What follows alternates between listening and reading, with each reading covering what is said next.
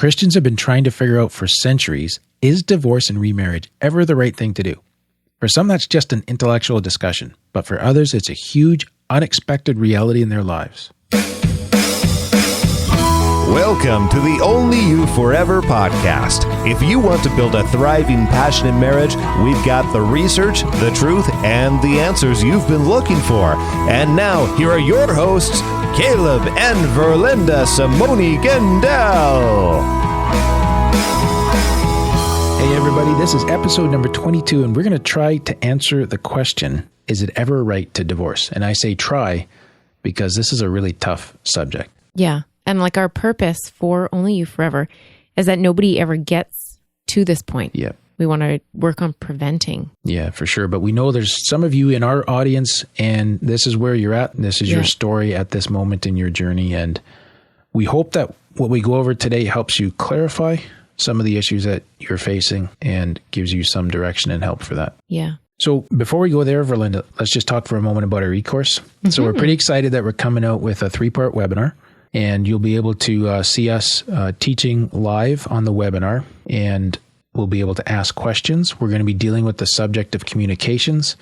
It looks like right now we're probably going to call the course Talk to Me 101. So it's like a real solid, go deep introduction to communicating and how we can really be good at that in our marriages. Yeah. And I found it interesting lately. Like, I feel like it doesn't matter who I talk to, whether it's someone who's dating or someone who's newly married or someone whose marriage is in trouble or someone who just has so-called normal marriage, everybody seems to struggle with the same thing and have the same questions. So I'm really excited that these are tools that are good for every stage of life and marriage. And for sure. And what we want to do is have it so that by the end of the course, you'll have learned 3 things. Number 1, how to have difficult conversations successfully.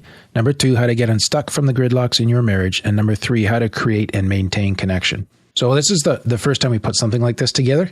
We don't have a landing page for you to go to yet to see this, but if you want to be sure to be the first to hear about it, because it is going to be a limited registration, make sure you head to onlyyouforever.com, and right at the top there, you can put in your name and email address. We're not going to spam you. We'll let you know about this, but we use that name and email address just to keep in touch with you once a week on our podcast episodes and new content. So go put your email in. Yeah, and then we'll be able to let you know about the e-course as well. So back to today's episode, Caleb.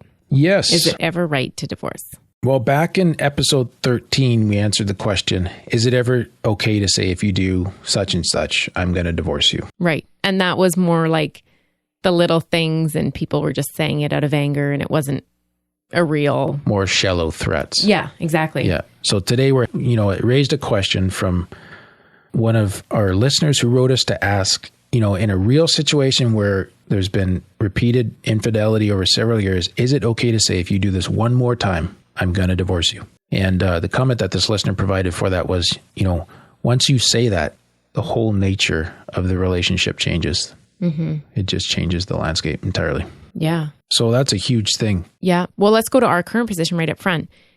This is what we believe to be right at this moment. About marriage and remarriage and divorce. And, we reserve the right to change our minds, and we don't want to be like, we've got this all figured out. Yeah, for sure. So the first thing there, Verlinda, is we should always be intentional about building a thriving, passionate marriage. Absolutely. So that we never find ourselves in the position of contemplating divorce. So it's kind of like we said at the start, we want you to never get here. Right. And we want to do that for our marriage, and we want our listeners, we want you folks to really be serious about this and do that for your marriages as well. Yeah. So be intentional about building a marriage that is thriving. Yes. Second observation is divorce does not please God. Right. His ideal is also happy marriage. Yeah. And that's what he wants for all of us. Yeah. And divorce is very hard on both spouses. Yeah. And even more so if there's children involved. Yeah. So hard on the children. Yeah. So there's consequences on others that we need to think about as well. And, just going off of verse 1 Corinthians chapter 7, verse 10 says, to the married, I give this charge, not I, but the Lord. The wife should not separate from her husband. And we take that both ways. The husband should not separate from his wife. Yeah. So that just back to the point that generally speaking, husbands and wives should not desert or divorce their spouses. Agree. Right. If they do, they should remain single or attempt to be reconciled. Yeah. And that's verse 11. But if she does or he does, he or she should remain unmarried or else be reconciled to her husband or to his wife. Yes. Okay. So are there any exceptions then when a person can remarry? that's where most of the debate comes in on this topic in Christian circles, right? Okay. So in 1 Corinthians 7:15, it says this, "But if the unbelieving partner separates, let it be so. In such cases, the brother or sister is not enslaved. God has called you to peace." And so the way most people understand that verse to read, and I understand it, is that if there's a marriage and one of the persons becomes a Christian and the other person decides, you know what, I don't want to be married to a Christian, and deserts his or her spouse, then the Christian person is free to remarry. Okay. Because they've been deserted from. Yeah. And then if you go to Matthew chapter 5 and verse 31, there the Lord Jesus Christ is talking about unfaithfulness in the marriage and adultery, like fornication, where there's sexual activity, infidelity outside of the marriage. Mm-hmm. And in that case, he says there that the bond is already broken and the faithful spouse is under no obligation to the covenant of marriage any longer. Okay. So that person, again, that one is debated whether or not it means they're just free to go or whether they're actually free to remarry. Oh, okay. Yeah. And then another one, which is really obvious, but we should state, is if your spouse dies, you're free from that marriage and you're free to remarry there as well. Yeah. I'd say, like, other than number 3 there, where your spouse dies, yeah, life rarely fits so cleanly into the little buckets that we set up. Exactly. And I think that's what makes this so hard for people, is nobody's case is ever this cut and dried. Yeah. And when your marriage comes to this place, it's almost never 100% one person's fault, leaving the other person completely free and clear to go do whatever they want to. Yeah. And there'd just be so much hurt and confusion and, you know, going on in your mind. How do you get to the point where you can think clearly? Yeah, I know. And you really see that too in all the pain and the grief and the loss, and there's family taking sides and friends, and it's really a really difficult situation. So in that, Verlinda, one thing like I'd really encourage when people find themselves in this circumstance is to really aim, first of all, for reconciliation, for forgiveness, and for rebuilding. And we know for some of you that that's asking a huge thing because you've been so hurt by what has happened. Yeah. But my observation of marriages where there's been some kind of sexual betrayal or these different types of things is when that couple is able to actually really work through that and forgiveness is expressed and they reconcile. It's almost like their marriage was better for having gone through that than it was before. Not that you want to use that as an intervention to improve your marriage. No. But it's maybe you don't take it for granted anymore. It's something that you're working at. Yeah. So that's why we need to work at it before, so we never get there. Right. And I think what happens is when you go off the deep end and you make a mistake like that, and then all that gets exposed, well, just even before that, Verlinda, is, you know, there's a real opportunity for intimacy that comes out of that because there's stuff that comes out that you would have been hiding otherwise. Right. You know, the motivation behind what actually happened, for example. And that vulnerability leads to more intimacy, right? Yeah. So again, try to get to the vulnerability and the intimacy without needing to go down that road. Yes. Right? To strengthen yourself against it. Yeah. Is that fair enough? Yeah. So, you know, just to kind of circle back on this, like divorce is not God's ideal. And divorce and remarriage, they're never commanded in Scripture, right? No one's ever commanded to get a divorce. Is that what you mean? Yeah. Okay. And remarry. And so we looked around quite a bit. You know, we like to put research in our thing, and we didn't in our podcast episodes. And there's just not a lot of research on this. There's some stuff in academic journals, and there's a lot of opinions out there on the internet. But yeah. One writer I found, I believe his last name was Prouch, and he's from a Baptist seminary. And I thought he had a really helpful point. He suggested that all cases should be handled on a case-by-case basis with great care and reliance on God's Spirit through prayer in concert with one's elders and church family while urging the guilty toward repentance. So I thought that was a fairly sensitive, well-rounded approach. Yeah. But again, that's not going to fit everybody, right? Because that person may not always be accessible by the church. Right. Yeah. Yeah. Yeah. Or be willing to listen. Yeah. But I think this is so true too. Like if each case is handled on a case by case basis, it reduces that risk of judgment, you know, that this is the rule and this is the law. And if you step outside it, you're condemned, whereas they don't know the circumstances. Yeah, exactly. And that's where we as, you know, if we're involved directly is one thing, but when we're not involved directly to stand and observe, we just really need to show these people love and compassion and not be judgmental and not needing to take sides and form our own conclusions, but just to show that compassion and mercy towards them. Yeah. Because we all mess up and some of us just happen to do it in ways that are a lot more visible than others.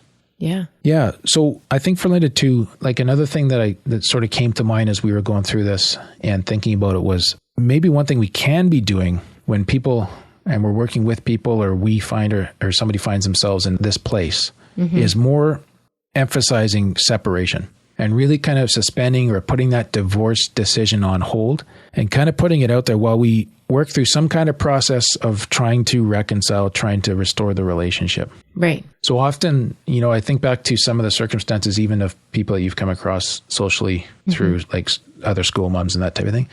There's such an entrenched bitterness and whatever, and just really seeking for support. And you can kind of find anybody that'll sympathize with you, but really stepping back from needing to gather support and needing people to defend my position and be on my side against my spouse, and really kind of going to the humbler place of, what do I need to learn about myself in this moment? Right. What did I add to the situation? How can I reconcile? Yeah, because that is going to present you certainly as a much easier person to reconcile to than the person who's defended, entrenched, has all the guns up and facing their estranged spouse's direction. Yeah, that's true. Yeah, and if you're going around collecting sympathy, all it's going to do is make you think even more that you're right and you were completely wronged and it's not your fault. And I think too, you end up putting a lot of social pressure on yourself Yeah. to maintain your position that is the bad guy or that's the bad girl. They're the enemy. And now you kind of got this pride factor of going, well, do I have to go eat all that spew that I sent out? Right. So that I can now reconcile with this person, because I'm starting to realize I was wrong. Yeah. So being very, even in the most difficult circumstances, being gracious. And, I've seen people do this, and I admire their humility when they can say, you know what, this is not going well, but I can own my stuff. And I would still love to be married happily to my estranged spouse. Yeah. Fair enough. So just to kind of really respond to our listener who brought this up, it's such a complex decision, and there's so many factors, and there's some biblical guidelines we've gone over, but there's really a multitude of different pieces that we need to consider. One is your own ability to forgive and reconcile. Yeah. Or, your evaluation of your spouse's ability to seek help and find healing so that they become that safe and monogamous lover for you. Yeah. If there's an affair involved there, for sure. So it's really self-assessment and other assessment of where this is going, right? Yeah. And I think, understanding your own willingness to own your own stuff and not in any way enable the relationship to go back to its broken state. So we all contribute something to where our marriage gets to. Yeah. Good or bad. Yeah. And when it's bad, to repair that, we need to be able to own what we contributed. It's ours, and not get defensive. Not just blame and look at everything that's wrong with the other person, but really understand my stuff. Yeah. Because again, marriage is that place where, and we talked about this with Tyler Ward a little bit last week, it's like a crucible for personal development. Yeah. Too, right? And even in the failing aspect of that, there's still opportunity to learn about ourselves. Become holy. Yeah. Yeah. And I think too, like an understanding of your church community's position on this. On the remarriage. The remarriage, like if in your church, that it's fine, that makes a big difference than if you know that it's wrong. Yeah. And you won't be part of that community anymore. Or even that there's a stigma, right? So stigma. Yeah. That's more what I'm trying to say. Yeah. It's that to me is thinking through all the consequences of your choices. You got to think about the worst case scenarios as well as what you would like to have happen as your ideal. Yeah. And ask yourself, okay, what is it going to look like for me to be in that position? Can I tolerate that? Yeah. Am I willing to go through this? Yeah. And I think this takes a lot of prayer. Yeah. Too, right? And that really humble seeking before God of, how to repair what's broken here. And, one thing that we do realize sometimes in life that there are some things that cannot be fixed on this side of death. Yeah. And, I'd encourage anybody to try to restore their marriage, to recover, to regroup a relationship, to rebuild, and to seek reconciliation and pursue the rekindling of love. That is just so ideal and is so wonderful when it happens. But there are some events, there are some tragedies of sin in our world that we can't fix down here. Right. And you don't want to kind of jump on that train right away and write your spouse off. No. You know what I mean? But at some point, because we all have our brokenness. Yeah, there's some people that for years long for this, right? I remember a guy at work and he'd stayed single for years and just separated from his wife, and he still held on to that hope of reconciliation, that there could be a day when they could sort things out and come back together. So I commend that. And then talk to responsible members of your church that can give you sound counsel. Rather than just your buddies who are going to sympathize. Yeah, Is that or what you your mean? girlfriends that are going to bellyache with you and Yeah. kind of resonate with all your sore points and not really help move you forward. Try to find people that will respond to you in a challenging in a build you up kind of a way, and to get clarity and wisdom, and just don't even be the person that feels like they need to do it alone. Right. That's good. That's good. Well, this has been a tough one for us. You know, it's such a sobering subject. Yeah. You just don't want to get there, and you just feel so bad for the ones who are there and who are struggling through it. Yeah. And I know, like, even for us talking about this today, like, our energy is just low. Like, this is draining. It's hard stuff. And it's hard to walk through it with people that you love and see them struggling too. Yeah. So if you're out there and you're listening to this, we hope this has been in some help to you. We commend you to the grace of God and pray that God will work in your life and in your spouse's life and help you. And just pray too that this will be an encouragement to those who aren't here yet to go work on your marriage. Yeah. Don't let it get here. We don't ever want this episode to be important to you. No. Yep. Yeah. Well, you can get the full show notes at onlyyouforever.com/22. And you can also leave your own thoughts or share your own stories in the comments on that page as well. We look forward to hearing from you. Thank you for listening to the onlyyouforever.com podcast. Please help us reach and influence a wider audience by rating and reviewing our podcast at onlyyouforever.com/love. Thanks for listening, and we'll see you next week.